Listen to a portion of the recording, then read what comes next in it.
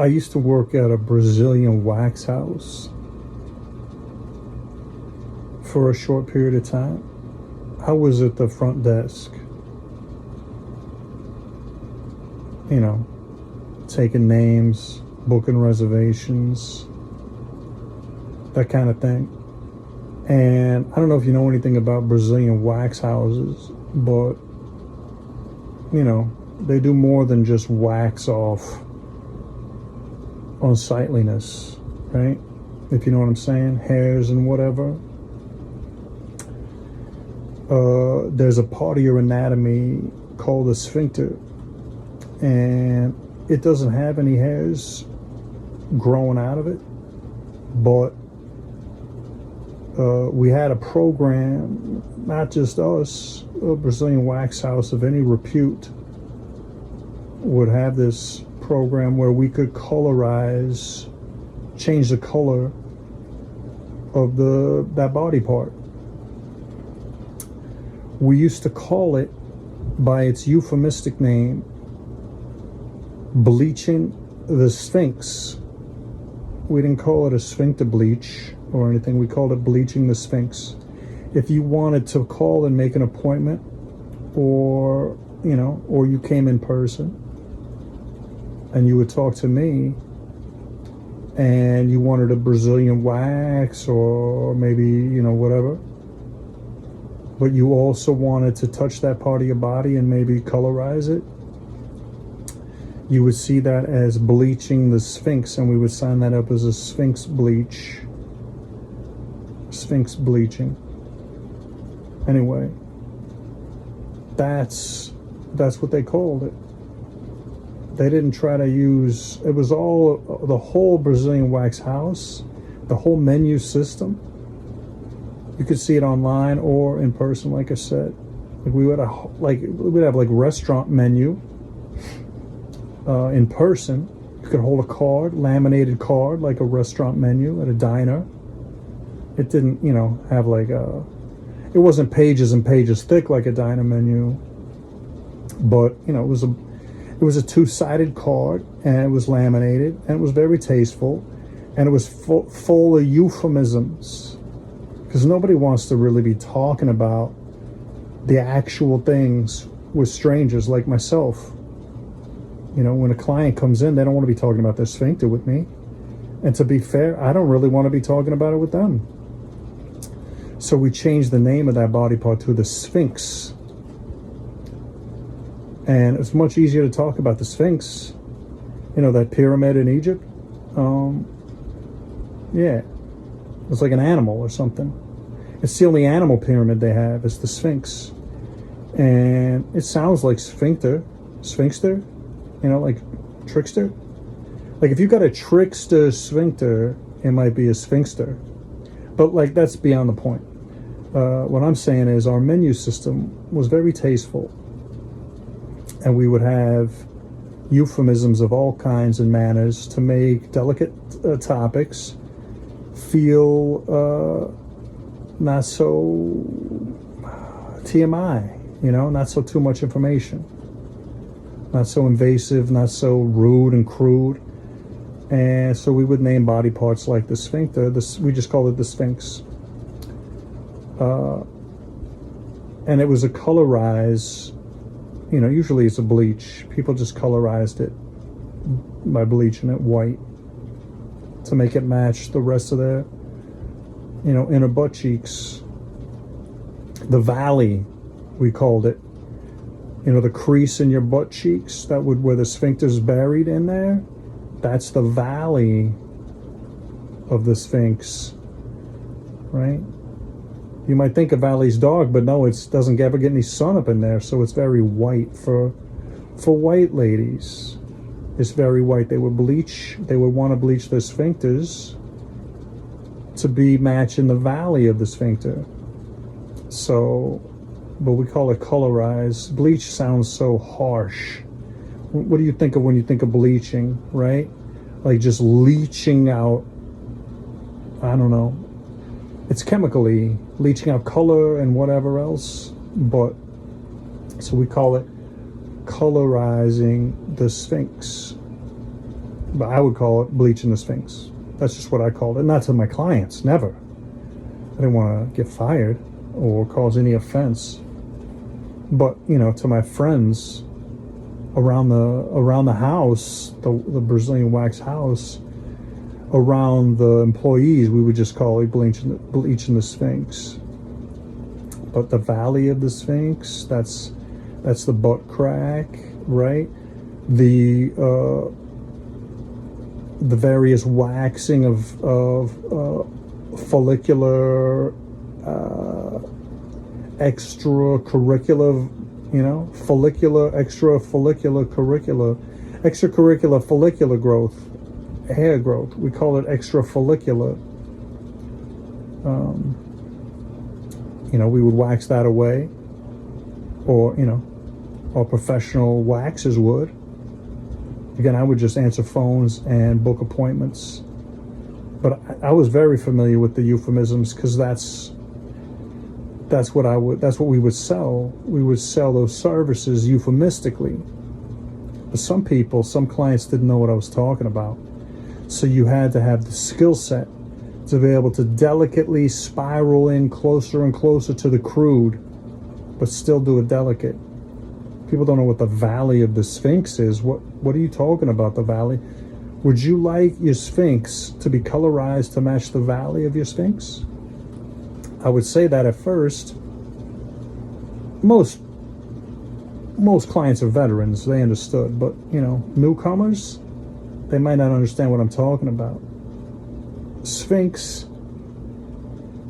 they could probably get that, but the valley of the Sphinx, you know, like, so I would have to just spin a tale, create a little story to keep it from getting awkward and gross. I can't remember any of them right now. It was, you played the moment. So, you know, each client would have a different, you know, it was my job to read that client and that whole encounter, you know, what they were prepared for, what kind of story I could spin at them to help them understand, you know, in a more delicate way, but less delicate than our euphemisms, but more delicate than just saying, look, you're getting your sphincter bleached or what? You want us to go up in your butt crack and paint that sphincter? No, nobody would say that. You wouldn't last a day in that job if you said it like that.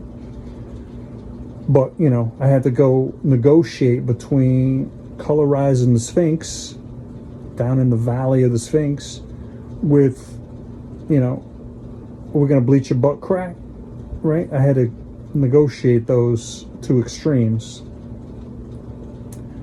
I did it all right. It wasn't my favorite thing. I tried to turn it into a game for myself. Every once in a while I would crack myself up. That wasn't very professional.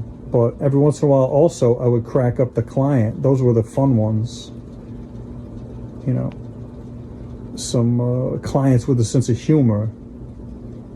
That was my favorite part of the job, when I could crack them ladies up and crack myself up, you know, by just trying to find the most absurd, delicate way to talk about these parts.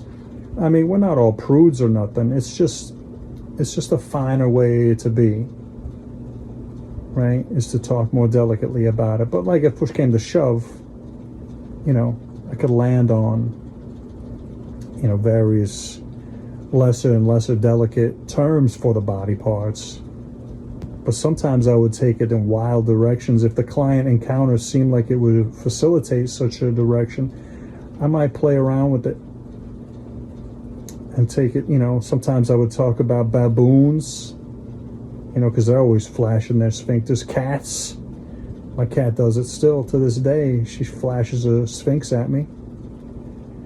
It doesn't wink. She doesn't have that kind of control of it, but I like to talk about it like a wink. You know, I had fun with it. It was just a summer gig I had. But yeah, Brazilian wax houses, check them out. They're wild places, they are. You know, they do some wild things in there. But yeah, ours was a tier 1 Brazilian wax house. Tier 1, high agency level, very high-end clientele. So, you know, I had to wear a tuxedo behind the counter over there. I mean, I wore jeans because I didn't, you couldn't see my legs. But I wore a tuxedo jacket and a bow tie and a whole white ruffled shirt. It was very formal. It was very formal. A little disarming. We had a little fun with it. My boss was pretty cool. I loosened her up a little bit. But still, she made me wear the tuxedo top.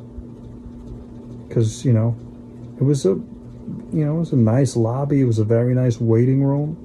Very discreet and demure. They had only really nice magazines. And I talked very quietly. And I had to wear a tuxedo.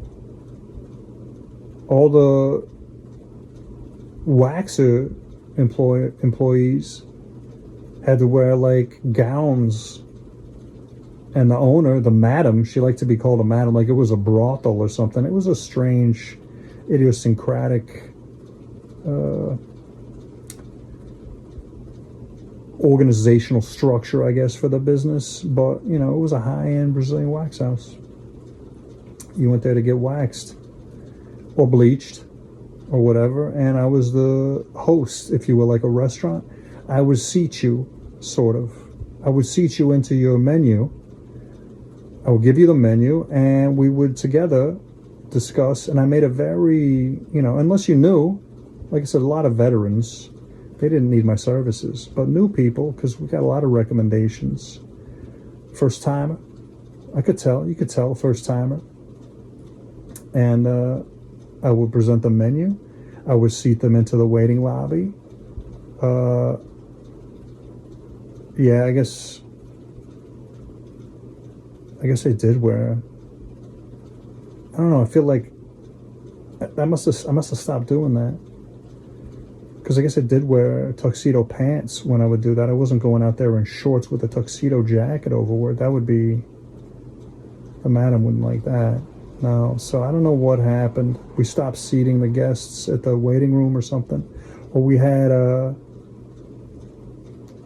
had bus boys do it. Like custodians. They would custodialize the guests after I presented them with the menu and greeted them and answered their questions. The bus boys would take the guests to the appropriate waiting table and wait on them. I guess they're more like waiters than bus boys. And then when the situation was determined, what they wanted off the menu, the busboy or the waiter would come and give me the order. I would book it in, and they would wait around for 30 minutes or so for the next. We had 20 different waxes and bleachers. It's pretty hopping place, so you didn't have to wait too long. But yeah, I guess that's what it was. Sometimes I misremember it. I mean, I did this when I was in college. It was a summer job from college. Grad school, but still. I was in my 20s. So that was a long time ago. But yeah, I just remember how euphemistical everything was. It's funny, but yeah, that's bleaching the Sphinx. That was my favorite one. And the Valley of the Sphinx. Bleach the Sphinx to match the valley. Do the drapes match the curtains? You want the Sphinx to match the valley, for sure. Otherwise, what are you doing? It's not a non-painful procedure. It's not a non-painful one. I don't know how, I've never done it, but I don't know how painful it is, but it's not non-painful. You don't just go walking around just bleaching things, right? So you would bleach it to match the color of the valley of the Sphinx, so that, I don't know why they did it. I never got into that. It was none of my business why they would do it. I could imagine, so it seemed invisible, I guess. I don't know. I mean, I don't know. So if you wear a thong and the thong slips around, but then, you still have to go, what kind of a valley do you have if you could see a Sphinx? Prolapsed, maybe. If you had a prolapsed Sphinx, then you could see it through the valley. It would be sticking out of the valley. But, yeah, I don't know. I don't know why these clients would do it. But, yeah. bleaching the Sphinx. So my whole point is, when I got the opportunity to go to London later in my graduate school career, and I saw this British pub in London called the Puckered Sphinx, I knew, you don't have to tell me what it was. I knew exactly what it was. I knew what they were talking about, the Puckered Sphinx.